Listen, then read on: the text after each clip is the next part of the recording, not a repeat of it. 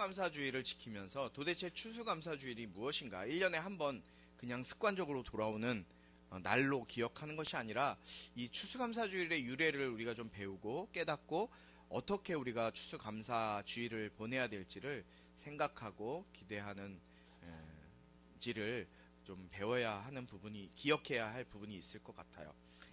추수감사주일의 유래를 살펴보면 구약시대 맥추절부터 시작해요. 맥추절은 우리는 별로 미리 주식이 아니기 때문에 우리에겐 별 의미가 없지만 5월 중순에서 6월 중순에 밀을 추수하는, 추수가 끝날 때쯤, 이제 밀을 다 심고 추수가 끝날 때쯤 이 좋은 것들을 먼저 자기들이 먹는 것이 아니라 좋은 것들을 하나님께 드리는 추수감사 축제라고 할 수가 있어요. 우리는 밀을 주식으로 사용하지 않지요. 맥추절을 우리가 지키는 교회도 있고 지키지 않는 교회도 있어요.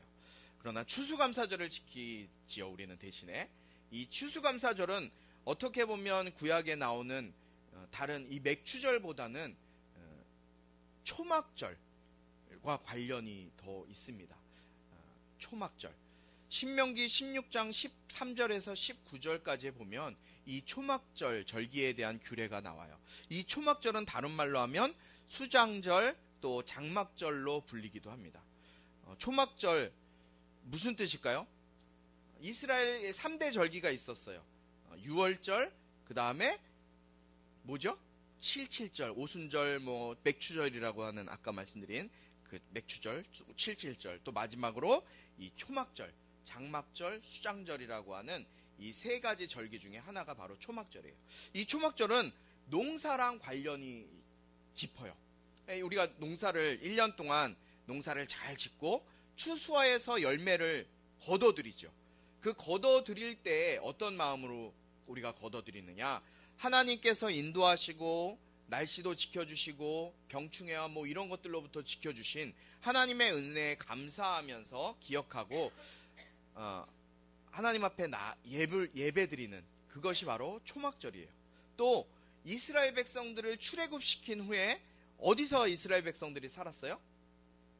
광야에서 살 때 집을 짓고 산 것이 아니라 뭘 짓고 살았냐? 장막. 지금 얘기하면 쉽게 얘기하면 텐트를 짓고 살았어요.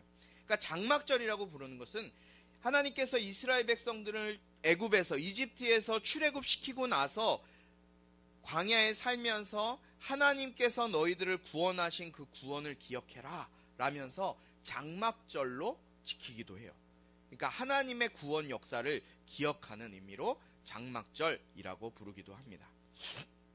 그러나 우리가 근대적인 의미로 이것을 추수감사절을 보면 1620년 9월 달에 9월 6일이죠. 종교의 자유를 찾아서 영국에서 청교도들이 이제 메이플라워호를 타고 신대륙을 찾아서 떠나기 시작해요.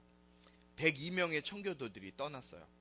그런데 이 102명의 청교도들이 11월 16일 날 신대륙을 발견해서 지금의 미국의 매사추세츠, 발음이 좀 어렵네요.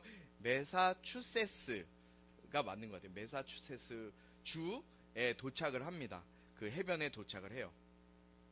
그리고 그 신대륙 발견했지만 이들이 행복하고 즐거울 수만은 없었어요. 굉장히 큰 어려움에 이들이 처하게 돼요.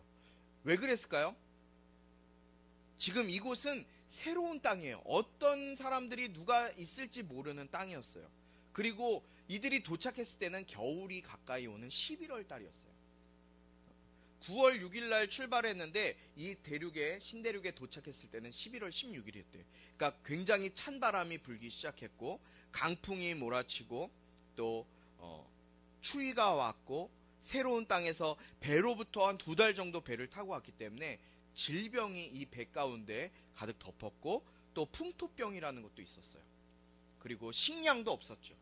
또 그들에게 가장 큰 어려움은 원주민이 그들에 대한 위협으로 인해서 어려움을 경험했어요. 그리고 들짐승들이 위협도 있었고 도착했으니 이들이 집이 있었을까요? 집도 온전히 있지 않았어요. 집도 없는 상황 가운데서 102명이 도착했지만 절반 가까운 사람들이 신대륙에 도착하자마자 죽음을 경험하게 돼요. 목숨을 잃게 되죠. 그런데 이들이 하나님의 도우심으로 은혜 가운데 원주민들의 도움을 받아서 생존법을 그곳에서 익혀나가게 되고 필사적인 노력을 해서 1년을 잘 보내게 돼요. 그리고 1621년 가을에 이들이 그 정착지, 자신들이 정착했던 그 정착지에서 농사하고 첫 수확물을 거두면서 그 첫 수확물을 거둔 것을 감사함으로 하나님 앞에 드림으로 인해서 거기서부터 추수감사절이 유래되었다라고 보고 있습니다. 추수한 곡식들과 채소들 중에서 가장 좋은 것들을 골라서 처음 익은 열매, 가장 값지고 좋은 것으로 하나님 앞에 예배하는 것, 이것이 바로 추수감사절의 시작이에요. 그러나 더 놀라운 사실은 이들의 감사가 1년 전에 시작된 것이 아니 1년 이후에 1년이 지나서 자기들이 그 메이플라워를 타고 와서 그 이후에 감사가 시작된 것이 아니라 그 전에 청교도로 신앙의 핍박을 받고 그 영국 땅을 떠나면서부터 이들에게는 감사가 솟구쳤다고 기록된 그들의 일기가 발견되었어요. 사진을 좀 보여주시겠어요? 아까 사진 보여달라고 그랬는데, 네. 지금 이거는 이 매사추세츠 이 해변에 도착해서 하나님 앞에 감사의 예배를 드리는 장면이고요. 또 하나는 아까 이거는 전체 화면으로 바꿔주셨대요. 추수감사 예배를 드리는 1년이 지나서 추수감사 예배를 드리는 그 모습을 우리는 볼 수 있어요. 이것이 바로 이 청교도들의 감사 신앙이었어요. 그들이 도착해서 열매를 거두고 하나님 앞에 감사할 조건들이 생기고 났을 때 감사해서 감사 예배를 드렸던 것이 아니라 어려움 가운데 핍박과 고난 가운데 있었을 때 그곳에서도 메이플라워라는 배를 타고 떠난, 그리고 그 배 안에서 여러 어려움이 있었음에도 불구하고 그들이 그곳에서부터 하나님 앞에 감사의 제목들로 하나님 앞에 기도했다는 것을 우리는 알 수가 있는 거예요. 청교도들의 감사를 보면서 우리는 감사할 수 없는 상황 가운데서 우리가 얼마나 감사하며 살아가고 있는지를 좀 깨달을 필요가 있다고 생각이 듭니다. 오늘 우리가 이 앞에 영상을 본 것처럼 우리의 언어가 감사의 언어가 많은지 불평과 불만의 언어가 많은지 여러분 각자를 생각해 보세요. 여러분 잘 아시는 것처럼 하박국 선지자가 하박국서 3장 17절 18절에서 기록한 것처럼 무화과 열매가 싹이 트지 못하고 포도나무에 열매가 없고 올리브나무에 수확할 것이 없고 밭에 먹을 것이 없고 우리 안에 그 양떼가 없고 외양간에 소가 없다고 할지라도 나는 하나님 한 분만으로 기뻐할 것이고 나의 구원 되시는 하나님을 즐거워할 것이다 라고 고백했던 그 고백이 저와 여러분의 고백 가운데 넘쳐나게 되길 주님의 이름으로 축복합니다. 조건과 환경에 매여 있는 감사가 아니라 오직 나를 구원해 주신 하나님께서 나에게 구원을 허락해 주시고 예수의 이름을 허락해 주시지 않았다면 우리는 여전히 죄 가운데 떠돌면서 세상 가운데로 나아가 살 수밖에 없는 너무나 연약한 사람들이에요. 그럼에도 불구하고 주님께서 우리에게 예수 이름을 주셨고 그 예수의 십자가의 보혈로 우리를 구원해 주셨어요. 우리가 감사할 조건이 있기 때문에 감사하는 것이 아니라 감사할 조건과 환경이 되지 않지만 그럼에도 불구하고 하나님 앞에 감사할 수 있는 저와 여러분이 되길 주님의 이름으로 축복합니다. 오늘 본문은요, 누가복음 17장 말씀입니다. 이 말씀은 여러분 잘 아시는 것처럼 10명의 나병 환자, 이 나병 환자가 고침을 받게 돼요. 그러나 한 명만이 돌아오죠.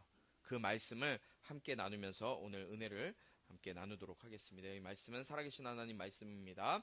제가 먼저 11절 읽습니다. 예수께서 예루살렘으로 가시는 길에 사마리아와 갈릴리 사이로 지나가시게 됐습니다.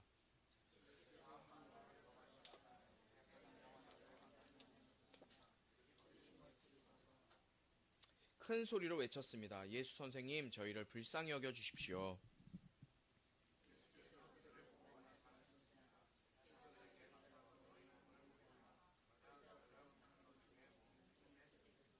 그들 중 한 사람은 자기 병이 나은 것을 보고 큰 소리로 하나님께 영광을 돌리며 돌아왔습니다.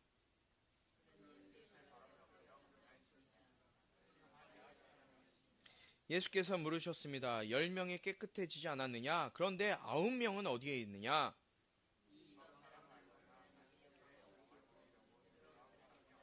함께 있습니다. 그리고 예수께서 그에게 말씀하셨습니다. 일어나 가거라. 내 믿음이 너를 구원했다. 아멘.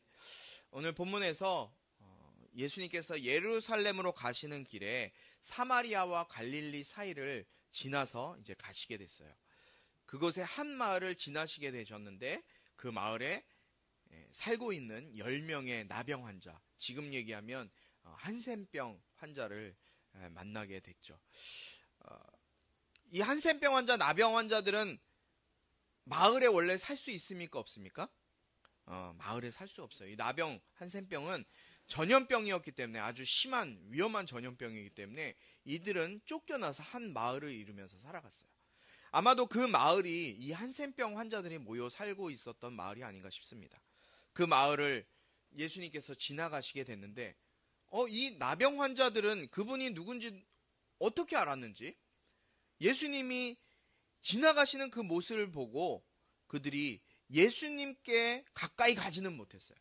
가까이 가지는 못하고 멀찍이 서서 큰 소리로 예수님을 부릅니다. 예수 선생님, 예수 선생님, 저희를 불쌍히 여겨 주십시오. 우리를 좀 불쌍히 여겨달라고 가까이 가지도 못하고 멀찍이 서서 예수님을 부르고 있어요. 예수님께서 어떻게 하셨어요? 아무 조건 없이 그들에게 그냥 한마디 하세요. 가서 제사장에게 너희들의 몸을 보여라. 예수님이 만지시거나 어떤 치료의 행동을 하신 것이 아니라 예수님이 접촉도 않으셨고 이들을 그냥 바라본 보시고 가서 제사장에게 네 몸을 보여라 라고 말씀하셨어요. 여러분, 왜 제사장에 가서 몸을 보이라고 하셨을까요? 레위기 13장과 14장에 보면은 나병에 대한, 이 한센병에 대한 규례가 나오거든요. 이 나병 규례에 보면은 자신의 몸에 병을 발견하거나 또 병이 치료받거나 이 두 가지 종류를 확인하기 위해서는 제사장에게 가서 몸을 보여야 됐어요. 그러니까 제사장의 역할이 굉장히 컸죠. 이 나병 환자 또 부정한 사람들은 항상 누구를 찾아가냐? 제사장을 찾아가요. 그 제사장에 가서 몸을 보이고 병이 들었는지 아니면 또는 병이 깨끗해졌는지, 뭐 나병뿐만 아니라 피부병에 관련된 것도 마찬가지예요. 피부병에 관련된 거, 나병, 어떤 뭐 산모와 뭐 피를 흘리는 그런 어떤 부정한 것이 있었을 때 그 부정한 것이 깨끗하게 됐다는 것을 확인받기 위해서 이제 제사장에게 가라고 명령하신 거예요. 자, 예수님의 제사장에 가서 내 몸을 보여라 했던 이 말씀이 떨어지면서부터 어떤 일이 일어났던 거예요? 그 말씀이 예수님의 입에서부터 나감으로 인해서 그 나간 시점부터 예수님은 그들을 치료하신 거예요. 믿으십니까? 10명의 나병 환자들은 멀찍이 서서 예수님께 자신들을 그냥 불쌍히 여겨주십시오. 불쌍히 여겨주세요. 나를 좀 불쌍히 여겨주세요. 라고 했을 뿐인데 예수님께서는 안수나 어떤 기도도 하지 않으시고 단번에 제사장에게 가서 너의 몸을 보이라 라고 하셨어요. 그리고 그들이 가는 중에 나음을 받은 것입니다. 여러분, 이 10명의 나병 환자들이 처음엔 어떤 마음을 갖고 있었을까요? 저를 불쌍히 여겨주십시오 라는 말 속에는 어떤 의미가 들었을까요? 겸손의 모습이 들어있었을 거예요. 겸손의 모습. 자신을 내려놓는, 우리를 불쌍히 여겨주십시오. 결국 이들이 가는 도중에 어떻게 됩니까? 제사장에게 자신들의 몸을 보이러 가는 그 도중에 나음을 입게 되는 거예요. 나병이 치료되는 거예요. 여기서부터가 하이라이트예요. 이 10명 중에 그런데 어떻게 됩니까? 9명은 자신의 몸에 나병, 이 한센병이 낫는 것을 보고 몸으로 느끼면서 아니 이런 일이 하면서 각자 집으로 도망가는 거예요. 돌아가는 거예요. 도망가는 것이 아니라 집으로 가게 되는 거예요. 뭐 제사장에게 보였는지 어떻게 됐는지는 알 수 없어요. 기록되어져 있지 않기 때문에. 그런데 그 10명 중에 한 명만이 어떻게 했어요? 자기가 나음을 입은 것을 보고 하나님께 영광을 돌리며 예수님께 돌아와 예수님의 발 앞에 엎드려 경배했다고 오늘 기록하고 있어요. 감사드렸어요. 여러분, 이 9명도 낫고요. 이 1명도 낫어요. 분명히 육신적으로 난 건 맞아요. 그러나 한 명만이 예수님께 다시 돌아와서 어떻게 했다고요? 감사했다고요. 자기의 병 고쳐주심에 대해서 감사하고 주님의 발 앞에 엎드려 감사함을 표현했어요. 그럴 때 주님이 아까 너네 10명 있었잖아. 나머지 10명 그런데 어디 있니? 그들도 낫지 않았니? 그들은 어디 있니? 라고 주님이 물으세요. 그리고 18절에 보니까 이 이방 사람 말고는 하나님께 영광을 돌리려고 되돌아온 사람은 없단 말이냐? 하나님 앞에 영광, 감사하기 위해 나온 사람은 이 이방인 말고 없단 말이냐? 라고 말씀하세요. 그리고 19절 우리가 너무나 잘 아는 메인 말씀이죠. 일어나 가거라, 내 믿음이 너를 구원하였다. 여러분, 이 말씀을 다른 말로는 유대인들이 아니라 이방인 사람이 제일 늦게 믿고 예수님을 안 믿을 것 같았던 사람이 예수님 믿어서 그 믿은 것이 감사해서 주님 앞에 나와 늘 감사로 나오는 그 사람이 하나님이 기뻐하시는 사람이다라고 설교할 수도 있어요. 그러나 오늘 본문 말씀에 저는 이 19절을 좀 봤으면 좋겠어요. 일어나 가거라, 내 믿음이 너를 구원하였다. 여러분, 10명이 육신적으로 치유를 받았어요. 똑같이 치유를 받았어요. 육신적으로. 그러나 주님께 돌아온 이 한 사람, 사마리아 사람, 유대인들에게는 별로 중요하게 여겨지지 않는 이 한 사람만이 완전한 치유를 경험했음을 믿습니다. 저는 이 한 사람만이 완전한 치유를 경험했다고 봐요. 육신의 치료뿐만 아니라 이 주님께 돌아와 엎드려 감사했던 이 한 사람만이 영원한 생명을 회복하는 은혜를 경험하게 된 거예요. 주님은 네 감사가 너를 구원했다 하지 않으셨어요. 뭐라고 말씀하셨어요?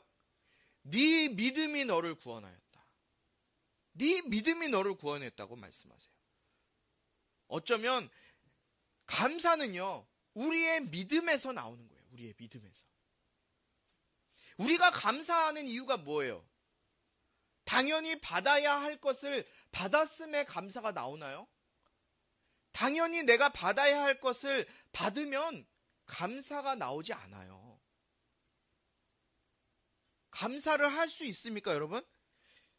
윤석이 나 10,000원만 빌려줘봐. 없잖아. 있어? 오늘 헌금한다고 없대요. 윤석이한테 내가 10,000원을 빌렸어요. 그 내가 윤석이한테 나중에 10,000원을 주면은 당연한 거잖아요. 그렇죠? 그 윤석이가 특별히 감사할 필요가 있어요? 물론 돌려준 거에 대한 감사는 할 수 있겠지만 자기 것을 당연히 받았으니까 별로 감사하지 않은 거예요. 그러나 내가 그냥 아무 의미 없이 윤석이한테 돈을 10,000원을 줬어요. 그럼 감사의 크기와 깊이가 어떨까요? 더 크겠죠. 마찬가지예요. 이 한 사람, 사마리아 여인이었던 이 나병 환자, 이 사람이 주님 앞에 나와 납작 엎드려서 자기의 병 나은 것을 감사했어요. 그 감사했던 그 마음은 어디에서 나왔을까요? 자기가 나병 치료받을 만했기 때문에 치료받은 거예요? 아니에요. 그러하지 않았음에도 불구하고 치료해 주신 주님 앞에 나와 감사로 믿음의 고백을 한 거예요. 그가 믿음이 없었다면 나머지 10사람과 9사람과 똑같았을 거예요.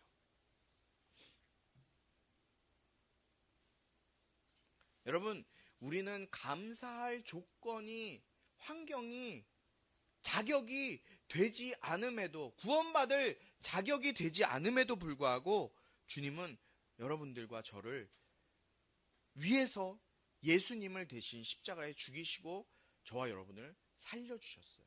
그냥 살려주신 게 아니라 영원한 생명을 허락해 주신 거예요. 그 은혜와 사랑에 감사하는 마음이 우리의 마음 가운데 얼마나 남아 있습니까? 우리의 삶 가운데 그것을 가지고 우리가 얼마나 주님 앞에 감사하면서 나아가십니까? 여러분, 우리 오늘 추수감사주일이에요. 매년 하는 절기이기 때문에 매년 습관적으로 나오는 그런 예배가 아니었으면 좋겠어요. 그런 감사가 아니었으면 좋겠어요. 용서받을 만한 자가 아님에도 불구하고 나를 구원해 주시기 위해 자신의 몸을 아낌없이 십자가에 버리신 그 주님의 은혜와 사랑에 감사가 느껴져서, 감격되어서 주님 앞에 나와 감사할 수 있는 저와 여러분이 됐으면 좋겠어요. 오늘 설원에서 청교도들의 감사를 통해 지금까지 이어져 오는 추수감사절의 의미를 여러분들에게 말씀드렸어요. 감사할 수 없는 상황 가운데서도 감사할 수 있는, 내 상황과 환경과 조건이 감사할 수 없음에도 불구하고 나를 구원해 주시고 나에게 새 생명 주신 그 주님 옆에 감사할 수 있는 저와 여러분이 되길 주님의 이름으로 축복합니다.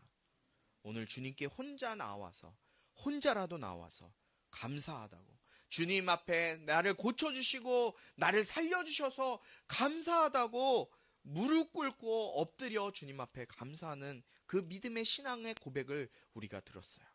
이 나병 환자, 이 한센병 환자, 아무 값없지 없고 아무 쓸모 없었던 이 사람이었지만 그 감사의 고백, 하나님 앞에, 주님 앞에 나와 드렸던 그 감사가 그를 영원한 생명의 길로 주님이 이끄시는 아주 작은 감사가 된 것을 우리가 보았어요. 우리의 감사가 믿음의 감사로 주님 앞에 드려질 수 있는, 주님께서 인정받는, 너는 참 너의 감사가 진심으로 나에게 드려지는구나, 주님 앞에 인정받는 그런 복을 누릴 수 있게 되길 주님의 이름으로 축복합니다. 같이 기도합니다. 예수 그리스도의 은혜와 하나님 아버지의 극진하신 사랑과 성령의 감화, 감동, 치유, 회복, 세워주심의 은혜가 이 시간 감사할 조건과 환경이 되지 않더라도 나를 구원하시고 나를 살려주신 그 예수의 이름 앞에 나의 삶을 드리며 늘 감사로 나아가기로 다짐하고 작정하는 우리 모든 심령 가운데 지금부터 영원토록 함께하기를 축원하옵나이다. 아멘.